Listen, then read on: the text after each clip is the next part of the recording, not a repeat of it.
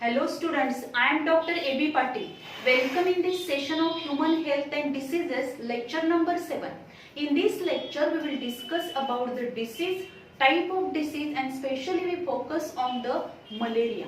So first of all, disease. Disease is the condition in which the disturbing the function of the organ, then many organs or the whole system, means function of any organ or two or many organs or the whole system function is disturbed due to any infection or due to the unbalanced diet as well as due to the heredity problem. If the organ or the system which cannot carry out its function normally, then this condition is known as a disease. त्याला आपण disease म्हणतो. And if you observe, there are mainly, that is the two types of the diseases, and these are nothing but the congenital diseases. Congenital diseases means the diseases which are present from birth. अगदी जन्मापासून जो disease present असणार आहे त्याला congenital disease म्हटलं जातं, and which is caused by a genetic abnormality or metabolic disorder. म्हणजे एखादी जेनेटिक abnormality असेल किंवा मेटाबॉलिक डिसऑर्डर असेल, म्हणजे मेटाबॉलिक फंक्शन जे असणार आहे ते बॉडीमध्ये प्रॉपर होणार नाही, त्याच्याशी रिलेटेड एखादी डिसऑर्डर असेल किंवा जेनेटिक ॲबनॉर्मॅलिटी असेल, means the gene which is responsible to produce this disorder, then this type of the disease which is known as a congenital disease, and these diseases are present from the birth. अगदी जन्मापासून ते present असणार आहे. And these diseases which are not cured, म्हणजे ते incurable आहे, but in advanced technology these diseases are also cured. हे congenital diseases पण क्युअर केले जाऊ शकणार आहे by using some gene therapy. काही जीन थेरपीने आपण हे डिसीज क्युअर करू शकतो, as well as enzyme replacement therapy. Means to cure these diseases, that is the congenital diseases, gene therapy and enzyme replacement therapies are used. So this is all about the congenital disease. And acquired disease means these diseases which are developed after birth. म्हणजे आपल्या जन्मानंतर जेव्हा आपण एखादा आपल्याला infection झालं, जेव्हा एखाद्या पॅथोजनच्या कॉन्टॅक्ट मध्ये आपण आलो, किंवा एखादी ॲबनॉर्मॅलिटी आपल्यामध्ये झाली, किंवा काय असणार आहे मिनरल डिफिशियन्सी असेल, व्हिटॅमिन डिफिशियन्सी असेल, अशा वेळी आपल्यामध्ये काही काय होणार आहेत, डिसीज डेव्हलप होईल. म्हणजेच आपल्या बॉडीमधले जे ऑर्गन्स असतील किंवा एखाद्या सिस्टीम एखाद्या ऑर्गनचं फंक्शन हे डिस्टर्ब होणार आहे. And this condition which is developed, which is nothing but the disease, and these are type of the disease which are nothing but the acquired disease, and these acquired disease which are developed after birth. Then these acquired disease which are again divided into two types. त्याच्यामध्ये परत दोन types आहेत, communicable disease or the infectious disease. communicable disease लाच आपण infectious disease म्हणणार आहोत, आणि दुसरा आहे non communicable disease, means non infectious disease. Communicable disease or infectious disease, these diseases which are transferred from the one person to other person. Whenever the diseased person is come in contact with a healthy person, as person, the disease is transferred from this disease infected person to healthy person कडे तो transfer होईल. Directly किंवा बऱ्याच वेळा indirectly पण काय होणार आहे, हा डिसीज ट्रान्सफर होईल. बऱ्याच वेळेला आपल्याला असं दिसतं की काही वेक्टर आहेत, काही इन्सेक्ट हे वेक्टर म्हणून ऍक्ट होतात आणि ते वेक्टर काय करणार आहेत, तर जो काही इन्फेक्टेड पर्सन आहे त्या इन्फेक्टेड पर्सन मधून हेल्दी पर्सन मध्ये हा डिसीज काय करतील, ट्रान्सफर करणार आहेत. म्हणजेच जे डिसीज एका पर्सन कडून दुसऱ्या पर्सन कडे स्प्रेड होणार आहेत, इझिली ते एकमेकांकडे ट्रान्सफर होणार आहेत, म्हणजे त्याला आपण संसर्गजन्य रोग म्हणतो. अशा डिसीजना काय म्हटलं तर कम्युनिकेबल डिसीज और इन्फेक्शियस डिसीज म्हटलं जातं. दुसरा टाइप जो आहे याचं जर एक्झाम्पल आपल्याला बघायचं असेल, कम्युनिकेबल और इन्फेक्शियस डिसीज, फॉर एक्झाम्पल आपण बघू शकतो malaria.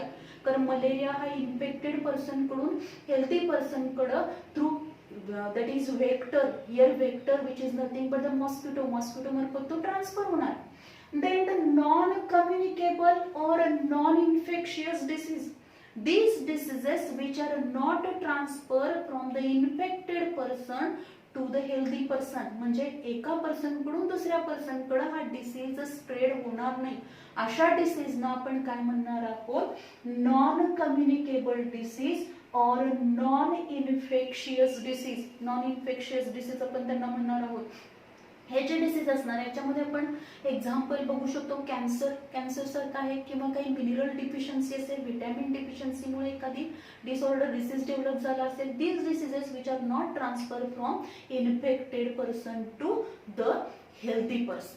So these are the two main types of the diseases, that is communicable disease and non-communicable diseases. Then the disease causing organisms which are nothing but the pathogen. Number of disease which are caused by the different pathogen, and these pathogens which are in the form of bacteria, fungi, virus, protozoa, these are rickettsia, all these some element which are responsible to produce the disease. म्हणजे बरेचसेच असे काय असणार आहेत, pathogen present आहेत, different bacteria असेल. म्हणजे आपण बघतो टायफॉइड आहे, कॉमन कोल्ड आहे, निमोनिया आहे, असे नंबर ऑफ डिसीज आपल्याला पाहायला मिळतात. त्याच पद्धतीनं मलेरिया आहे, फायलेरियोसिस आहे, किंवा नंबर ऑफ असे डिसीज असतील. दीज डिसीजेस, रिंगवर्म सारखा डिसीज आहे which is cause due to the fungal infection. अशा नंबर ऑफ डिसीजेस असणार आहेत की जे डिसीज कशामुळे होणार आहे, तर organism which is responsible to produce this disease, this organism which is known as a pathogen, and these pathogen which are nothing but the bacteria, virus, fungi, rickettsia, protozoa, these are the different pathogen. Then the next आपण बघितलं तर ह्याच्यामध्ये काही vectors आहेत, म्हणजे काही insects which act as a vector, means they are responsible to transmit the disease from the infected person to healthy person.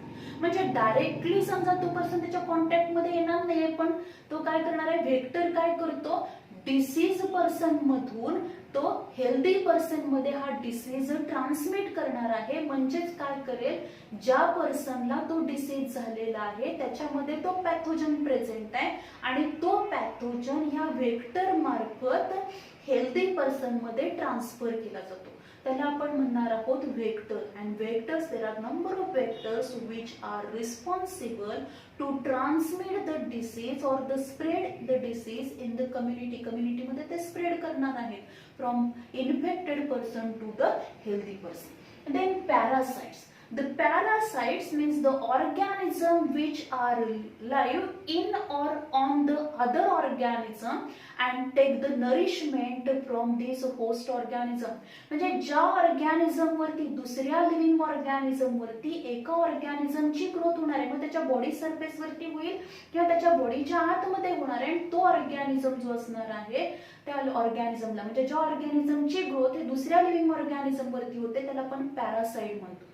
आणि हे जे पॅरासाइट असणार आहे, these parasite take their nourishment from the this other living organism, म्हणजे host organism पासून ते nourishment घेणार आहेत. Completely they absorb the nourishment from the host organism. There are two types of the parasite, ectoparasite and endoparasite. आता ectoparasite म्हणजे काय असणार आहे, जे पॅरासाइट हे काय असणार आहे, दुसऱ्या लिव्हिंग ऑर्गॅनिझम वरती लाईव्ह राहणार आहे, तर तिथून नरिशमेंट काय करतील, ऍब्सॉर्ब करून घेणार आहेत. फॉर एक्झाम्पल बेडबग, डेकून आपण म्हणतो, विच इज एक्टोपॅरासाइट आहे. त्याचबरोबर जर आपण बघितलं endoparasite means these parasitic organism which are live in the other organism, host ऑर्गॅनिझमच्या बॉडीच्या आतमध्ये तो राहणार आहे, तेव्हा त्याला आपण काय म्हणणार आहे, तिथून नरिशमेंट घेईल तेव्हा आपण त्याला एंडोपॅरासाइट म्हणतो. फॉर एक्झाम्पल आस्कॅरिस आहे, राऊंड वर्म असेल, किंवा बऱ्याच वेळेला आपण बघतो अदर काही ऑर्गॅनिझम्स असणार की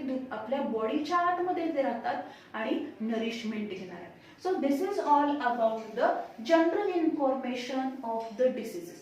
Then we discuss the different diseases one by one. In this lecture, we will discuss about the malaria. So malaria, this disease which is commonly present, but nowadays this disease can be controlled by using number of preventive measures and different treatment. And so the death rate which is also control, म्हणजे जो काही death rate होता मलेरियामुळे होणारा तो पण आता आपण काय केलेला आहे, कंट्रोल केलेला आहे बाय डिफरंट प्रोग्राम, जे काही हेल्थ प्रोग्राम्स असतील ॲज वेल ॲज डिफरंट ट्रीटमेंट असतील ॲज वेल ॲज प्रिव्हेंटिव्ह मेजर्सनी आपण हा डिसीज आता कंट्रोल केलेला. So this malaria, this disease which is caused by one of the protozoan which is nothing but the plasmodium, and this plasmodium which is transferred from infected person to healthy person with the help of vector, and this vector which is nothing but the mosquito. And mosquito मध्ये पण कुठला mosquito असणार आहे, female anopheles mosquito which is act as a vector in malaria.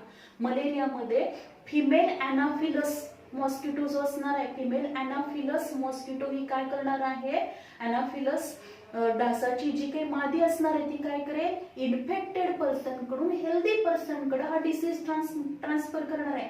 Mail Anopheles mosquito पासून हा disease transfer होणार नाही, कारण male Anopheles mosquito which is feed on the plant मधला ज्यूस तो सब करून लाईव्ह राहणार आहे. पण female Anopheles mosquito which when the bite to the healthy पर्सनला ती बाईट करणार आहे. आणि समजा ती त्याच्या आधी जर इन्फेक्टेड पर्सनला तिनं काय केलं असेल, बाईट केलं असेल, whenever this female Anopheles mosquito suck the blood from this infected person, at that time this plasmodium ते काय करणार आहे, तर हेल्दी पर्सनच्या ब्लड मध्ये ट्रान्सफर करेल. So in this way, this female Anopheles mosquito which is responsible to transmit this disease, that is malaria. And to complete the life cycle of this pathogen of malaria, that is plasmodium, it required 2 hosts. त्याची life cycle जर complete व्हायची असेल तर त्याला 2 host लागणार आहेत. ते म्हणजे कुठले असतील, human being and mosquito. Anopheles, female Anopheles mosquito and human being या 2 होस्ट मध्ये त्याची काय होणार आहे, लाईफ सायकल कंप्लीट होईल. There are the 4 different species of the plasmodium which are nothing but the Plasmodium vivax, Plasmodium malariae, Plasmodium ovale, Plasmodium falciparum. त्याच्यामधला सगळ्यात जो काही आपण म्हणतो की जो फास्टली स्प्रेड होणार आहे, डेंजरस जो काही असणार आहे, किंवा त्याच्यामध्ये रिस्क फॅक्टर जास्त असणार आहे, किंवा मॅलिग्नंट मलेरिया आपण ज्याला म्हणतो, which is nothing but which is caused by this Plasmodium falciparum. And if you observe these all species of the Plasmodium which shows a different incubation period. Means जर आपण बघितलं प्लाझ्मोडियम वायवॅक जे असणार आहे त्याचा इन्क्युबेशन पिरियड हा 14 डेजचा आहे. आणि pattern of high fever, that is hi fever after 48 hours interval. म्हणजेच जेव्हा एखाद्या व्यक्तीला मलेरिया होतो तेव्हा मलेरिया झाल्यानंतर त्याच्यामध्ये आपल्याला सायकल पाहायला मिळते, म्हणजे जे सिम्पटॅमॅटिक सायकल पाहायला मिळते. हाय फीवर असेल, हाय फीवर नंतर काय असणार आहे, काही ठराविक तासानंतर त्याला परत काय होणार आहे, दॅट इज द स्वेटिंग होईल, शिवरिंग, थंडी वाजून येणार आहे. म्हणजे ही सायकल सतत रिपीट होत असते. आणि त्याचा जो इंटरवल असणार आहे, high fever after 48 hours interval which is observed in Plasmodium vivax. Then Plasmodium malaria मध्ये जर आपण बघितलं, इन्क्युबेशन पिरियड हा 28 डेजचा आहे. आणि pattern of high fever, the high fever after 72 hours interval. प्रत्येक 72 तासानंतर त्या पर्सनला काय होणार आहे, परत ती सायकल रिपीट होईल. म्हणजेच काय होणार आहे, परत एकदम जास्त ताप येणार, त्याला फिवर जास्त असेल, हाय टेम्परेचर असेल, टेम्परेचर येऊन परत काय होणार आहे, परत थंडी वाजून ताप येणार आहे, शिवरिंग अगदी पूर्ण असं त्याचं काय असणार आहे, अंग असं थरथरणार आहे. त्याचबरोबर परत त्याला घाम येतो. ही जी काही सायकल रिपीट होईल ती प्लाझ्मोडियम मलेरियामध्ये high fever after 72 hours interval. Then Plasmodium ovale मध्ये जर आपण बघितलं, इन्क्युबेशन पिरियड आहे त्याचा 17 डेज, 17 दिवसाचा इन्क्युबेशन पिरियड आहे. आणि pattern of high fever after 48 hours interval. Then the Plasmodium falciparum मध्ये जर आपण बघितलं, त्याचा इन्क्युबेशन पिरियड हा बाकीच्या सगळ्या स्पेसीज पेक्षा कमी आहे, म्हणजे फक्त 12 दिवसाचा आहे, 12 days incubation period. And if you observe the pattern of high fever, the pattern of high fever मध्ये आपण बघू शकतो high fever at a irregular interval between the 22 to 48 hours. म्हणजे इरेग्युलर इंटरवल आपल्याला असा काय एकसारखा पॅटर्न आपल्याला पाहायला मिळणार नाही. रेग्युलर पॅटर्न जसा आपल्याला 3 स्पेसिस मध्ये पाहायला मिळतो तसा प्लाझ्मोडियम फॅल्सीपॅरम मध्ये इरेग्युलर इंटरवलनी आपल्याला काय पाहायला मिळेल, हाय फिवर आपल्याला पाहायला मिळेल. आणि तो जो काय पिरियड असणार आहे तो 22 ते 48 तासाच्या दरम्यान असणार आहे. Then already we know that this plasmodium which require the 2 hosts to complete its life cycle. Then first we discuss about the cycle of this life cycle of plasmodium in the mosquito and in human being. So here we discuss about when the mosquito, आता हा जो काही mosquito असणार आहे, this mosquito which is bite to the healthy person. Healthy पर्सनला हा डास काय असणार आहे, चावलाय म्हणजे मॉस्किटो बाईट झाला. पण हा जो मॉस्किटो असणार आहे, दिस मॉस्किटो देअर सलायवा, त्याच्या सलायवा मध्ये काय प्रेझेंट असणार आहे, in their saliva the sporozoites of the Plasmodium are present. त्याच्या सलायवा मध्ये स्पोरोझाइट्स प्रेझेंट आहे.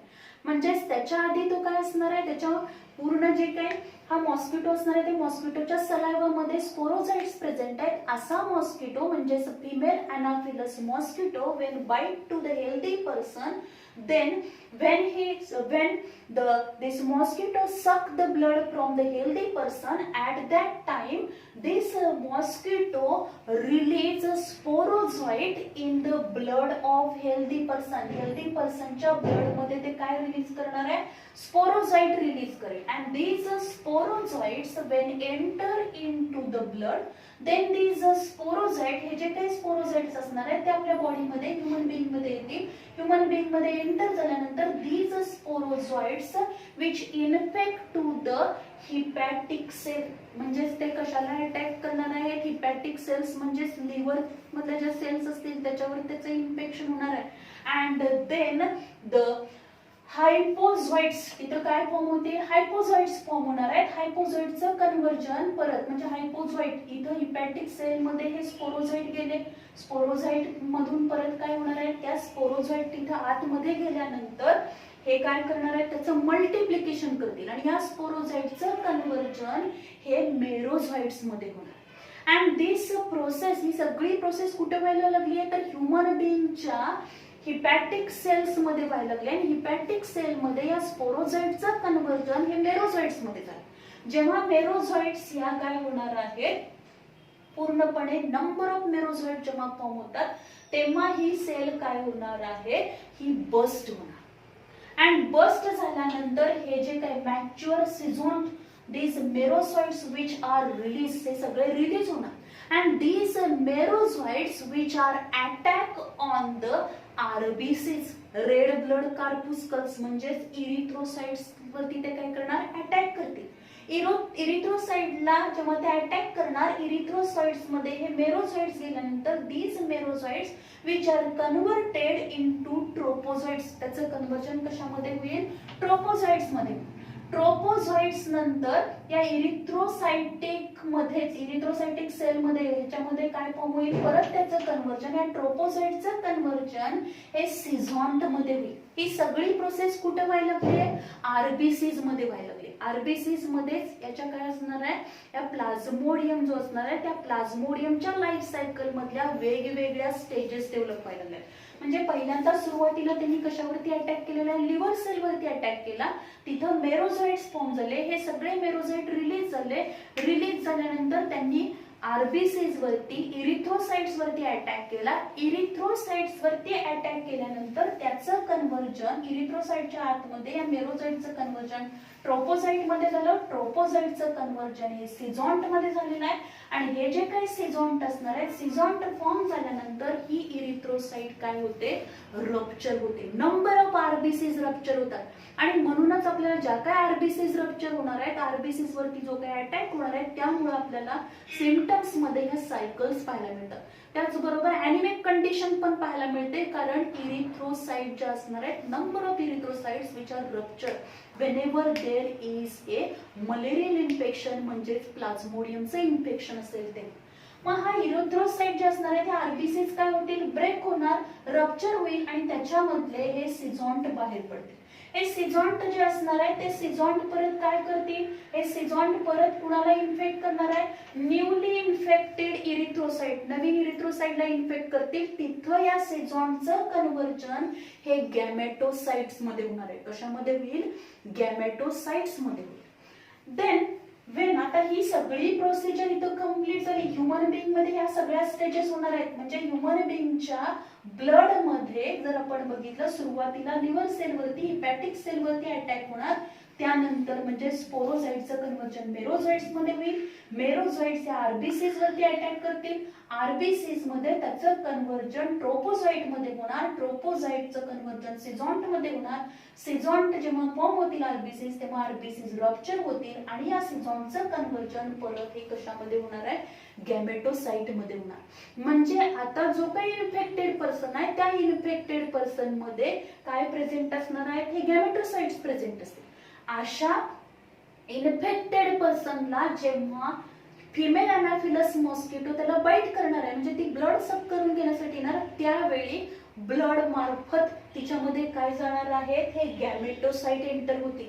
हे गॅमेटोसाइट एंटर झाल्यानंतर ह्या गॅमेटोसाइट जे काही याच्यामध्ये मॉस्किटो मध्ये एंटर झाले त्याच्यामध्ये परत काय असणार आहे, दोन टाईप असतील, दोन टाईपचे गॅमेट्स प्रेझेंट असणार, त्याचं डिफरन्सिएशन होणार आहे. हे कुठे डिफरन्शिएशन होईल, गट जे काही हा जो काही फिमेल अनाफिलस मॉस्किटो जे असणार आहे त्या मॉस्किटोच्या बॉडीमध्ये हे गॅमेटोसाइट गेले, गॅमेटोसाइट गेल्यानंतर त्या फिमेल अनाफिलस मॉस्किटोच्या गटमध्ये म्हणजे इन्सेक्टची जर आपण डायजेस्टिव्ह सिस्टीम बघितली, एलिमेंटरी कॅनल बघितली, तर त्याच्यामध्ये काय असणार आहे, तीन पार्ट असतात, फोरगट, मिडगट आणि हाइंडगट. आणि गट रिजन मध्ये आपण जर बघितलं तर तिथं काय होणार आहे, ह्या गॅमेटोसाइटचं डिफरन्सिएशन हे मायक्रोगॅमेट अँड मॅक्रोगॅमेट मध्ये होईल, मेल अँड फिमेल मध्ये होणार. आणि ह्या मॅक्रो अँड मायक्रोगॅमेटचं परत युनियन होईल, म्हणजेच फर्टिलायझेशन होणार. And this fertilization which is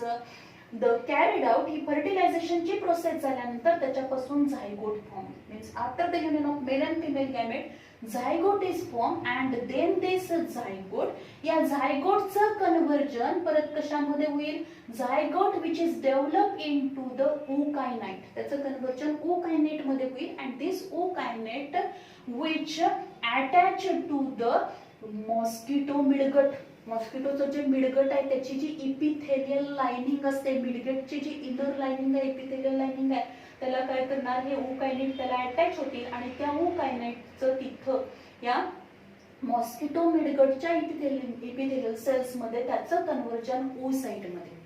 आणि oocyte झाल्या की या oocyteचं कन्व्हर्जन, आता ह्या oocyte ज्या असणार आहेत त्या oocyteच्या आतमध्ये काय फॉर्म झाले, नंबर ऑफ स्पोरोझाइट्स फॉर्म झाले. This oocyte containing number of sporocytes, त्याच्यामध्ये नंबर ऑफ स्पोरोसाइट्स आहेत.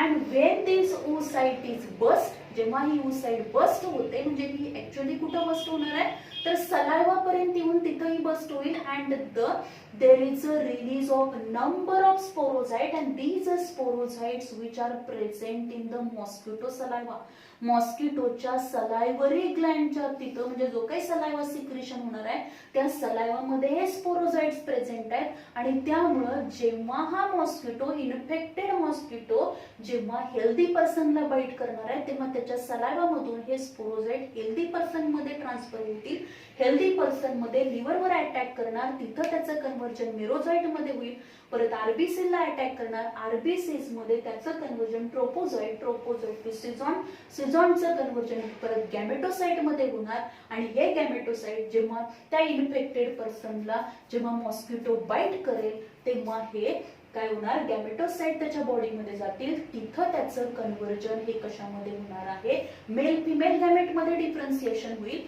Then after the union of these male and female gamete means fertilization form होईल, zygote form होणार, zygoteचं conversion, zygote which is developed into ookinete, and from this ookinete there is a development of oocyte in mosquito midgut, and this oocyte which containing number of sporocyte. When this oocyte is burst, number of sporocytes which are released, and these sporocytes which are present in the saliva of the mosquito. In this way, this Plasmodium complete his life cycle with the help of two hosts, and these are nothing but the mosquito, female Anopheles mosquito, and the human being.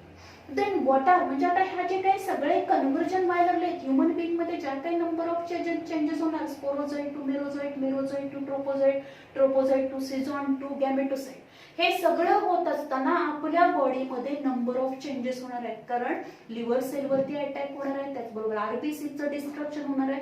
So there are number of signs and symptoms which are observed in this malaria. This is nothing but the first symptom आपल्याला दिसेल fever, fever असणार, headache जे असणार आहे आपल्याला, त्यामध्ये काय दिसेल, हेडेक, डोकं दुखणार आहे जास्त प्रमाणात, त्यानंतर चिल असेल, थंडी वाजून येणार, ओमेटिंग असेल, त्याचबरोबर कन्व्हर्जन्स, बऱ्याच वेळेला कन्व्हर्जन्स पण आपल्याला पाहायला मिळतात. देन द आर्थ्रॅल्जिया म्हणजेच जॉईंट पेन असतील, बऱ्याच वेळेला आपल्याला जॉईंट पेन पण पाहायला मिळतात. देन द नेक्स्ट आहे ॲनिमिक कंडिशन डेव्हलप होणार, कारण माहिती आहे आपल्याला आरबीसीचं डिस्ट्रक्शन होणार, त्यामुळं ॲनिमिक कंडिशन डेव्हलप होईल, anaemia. Then haemoglobin urea form होईल, म्हणजेच काय झालं, आरबीसीचं डिस्ट्रक्शन झालं, त्यामुळे हिमोग्लोबिन युरिया म्हणजे युरिया मार्फत हिमोग्लोबिनचं काय होईल, रिलीज होणार आहे, हिमोग्लोबिन युरिया आपण त्याला म्हणतो. देन हिपॅटोमेगॅली आपल्याला पाहायला मिळते, हिपॅटोमेगॅली म्हणजे लिव्हरची साईज वाढणार आहे.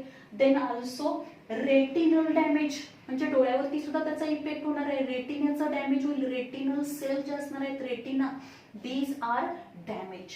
Then cerebral malaria means brain infection होणार. तर the classical symptoms of this malaria, आता या मलेरियाची जी काही क्लासिकल सिम्पटम्स कुठले असणार आहे, तर त्याच्यामध्ये सायकल दिसते आपल्याला, कशाची, तर एकदम जास्त प्रमाणात ताप येणार आहे, थंडी वाजून ताप येईल, पूर्णपणे असं तो पर्सन जो असणार आहे इतकी थंडी त्याला वाजणार आहे की शिवरिंग आपल्याला दिसेल. Then also the high fever, त्यानंतर परत काय होईल, काही तासानंतर परत त्याला स्वेटिंग होणार आहे. या पद्धतीने आपल्याला ही सायकल पाहायला मिळेल. Means classical symptoms of malaria, that is cyclic occurrence of high fever, then the followed by sweating and sudden shivering, एकदम थंडी वाजणार आहे. अशा पद्धतीचे साइन अँड सिम्पटम्स आपल्याला त्या पर्सन मध्ये पाहायला मिळतात. आणि एखाद्या पर्सनला जेव्हा हा जो फिमेल अॅनाफिलस मॉस्किटो आहे की जी पहिल्यांदा इन्फेक्टेड पर्सन मध्ये, म्हणजे ज्या फिमेल अॅनाफिलस मॉस्किटोच्या सलायवरी ग्लँड, सलायवामध्ये हे स्पोरोझाइट्स आहेत, अशी फिमेल अॅनाफिलस मॉस्किटो जेव्हा हेल्दी पर्सनला बाईट करणार आहे, त्याच्यानंतर जवळजवळ 10 ते 15 दिवसानंतर आपल्याला हे साइन्स अँड सिम्पटम दिसणार आहेत, लगेच साइन अँड सिम्पटम दिसणार नाहीत. Then how this disease which can be diagnosis, हा डिसीज कसा डायग्नोसिस केला जाईल, म्हणजे एखाद्या पर्सनला मलेरिया झालाय, कारण फिवर हे तर साइन अँड सिम्पटम आपल्याला नंबर ऑफ डिसीज मध्ये पाहायला मिळेल, पण त्या पर्सनला मलेरिया झाला हे आपण कसं बघणार आहोत, तर फर्स्ट जी टेस्ट असणार आहे which is nothing but the blood smear test. जे काही ब्लड आहे त्या पर्सनचा, त्या जो काही पर्सन आहे त्या पर्सनला हे आपल्याला साइन अँड सिम्पटम दिसतात, त्याचं ब्लड घेऊन त्याचा स्मिअर केला जातो, आणि तो स्मिअर जर आपण त्याच्या मायक्रोस्कोपच्या खाली बघितल्यानंतर आपल्याला काय दिसतील, त्या काही स्टेजेस आपल्याला पाहायला मिळणार आहेत. Means by blood smear test which is carried out, also rapid diagnosis test, त्याच्यामध्ये रॅपिड डायग्नोसिस टेस्ट पण केले जातात, which are based on the nucleic acid amplification. ज्या रॅपिड डायग्नोसिस टेस्ट आहेत, in which these rapid diagnosis tests which are based on nucleic acid amplification technique. Then what are the different treatments which are given to that person. ज्या पर्सनला malaria झालाय त्या पर्सनला कोणकोणत्या प्रकारची treatment आपण देऊ शकतो, that is the artemisinin based combination therapies आपण देणार आहे, that is ACT. This combination therapy आपण देणार. त्याच्यामध्ये आर्टिसुनेट असेल, देन सल्फाडॉक्सिन असेल, त्याचबरोबर द पायरीमेथामाइन दिलं जातं, त्याचबरोबर क्विनिन पण ह्याच्यामध्ये. हे सगळे मेडिसिन ह्याच्यामध्ये काय केले जातात, मोस्टली त्या पर्सनला दिले जाणार आहे. This type of the treatment which is given means ACT therapy which is given to that person in which the different medicines which are given. But if you आता हे पण कधी देणार आहे ट्रीटमेंट त्या पर्सनला, मलेरिया झाल्यानंतर. पण मलेरियाचा स्प्रेड किंवा मलेरिया हा जास्त प्रमाणात पसरू नये किंवा तो सहजासहजी होऊ नये म्हणून प्रिव्हेंटिव्ह मेजर्स आपल्याला काय करता येतील. यूज द मॉस्किटो नेट वापरले पाहिजेत, म्हणजे मच्छरदाणी आपण वापरली पाहिजे. त्याचबरोबर काय केलं पाहिजे, मॉस्किटो रिपल्टंट म्हणून काही आपल्याला काय मिळणार आहे, बरेचसेच काय असतील, क्रीम असतील किंवा काही काय असणार आहेत, मॉस्किटो रिपल्टंट आपल्याला मार्केटमध्ये अवेलेबल होतील, त्याचा यूज केला पाहिजे. त्यानंतर इन्सेक्टिसाइड्स आपण वापरले पाहिजेत. And these insecticide spray specially आपण बघतो केरोसिन स्प्रे असेल किंवा insecticide spray which are spray at the stagnant water, जिथं पाणी साठून राहिलेलं आहे की जिथं काय असणार, more chances of the development of mosquito larva, की ज्या साठलेल्या पाण्यामध्ये या मॉस्किटोच्या लार्वा या फास्टली काय होणार आहेत, वाढणार आहेत. आणि यांना जर कंट्रोल करायचं असेल तर इन्सेक्टिसाइड्स वापरले जातात. त्याचबरोबर काय केलं जाणार आहे, also bio control method means use of the Gambusia fish वापरले जातात, की जे गंबुसिया फिश काय करणार आहे, they eat these larva of मॉस्किटोच्या लार्वा काय करणार आहेत, खाणार आहेत. आणि त्यामुळं गप्पी मासे, त्याला आपण मराठीमध्ये म्हणतो गप्पी मासे, काय केले जातात, या साठलेल्या पाण्यामध्ये सोडले जातात. त्याचबरोबर आपल्या सभोवतालचा जो परिसर आहे तो आपल्याला क्लीन ठेवणं गरजेचं आहे, की ज्यामुळे आपण काय करू शकतो, मॉस्किटोला कंट्रोल करू शकतो. आणि मॉस्किटो कंट्रोल झाले की आपोआपच हा डिसीज काय होणार नाही, स्प्रेड होणार नाहीये. So this is all about the malaria. याच्या ज्या काही स्टेजेस आहेत याच्यावरती क्वेश्चन आपल्याला विचारला जातो. या 4 ज्या स्पेसिस आहेत त्या स्पेसिसच्या नाव सुद्धा आपल्याला विचारले जाते, किंवा enlisted the 4 different species of the malarial pathogen, असं पण आपल्याला क्वेश्चन विचारलं जाईल. किंवा याचे जे साइन अँड सिम्पटम्स आहेत यावरती पण 2 मार्काचा क्वेश्चन विचारतो. आणि मोस्टली क्वेश्चन जो येतो तो म्हणजे ही लाईफ सायकल जी असणार आहे, या पूर्ण मलेरियल पॅथोजन पॅरासाइट जो असणार आहे त्याची जी काही लाईफ सायकल आहे ती लाईफ सायकल पूर्ण दिली जाईल. आणि त्याच्यामधल्या स्टेजेस ज्या असणार आहेत त्याचं लेबलिंग तुम्हाला करायला येऊ शकेल, किंवा ड्रॉ द मलेरियल सायकल याच्यावरती पण क्वेश्चन आपल्याला विचारला जाऊ शकतो. So this is all about the malaria. Thank you very much.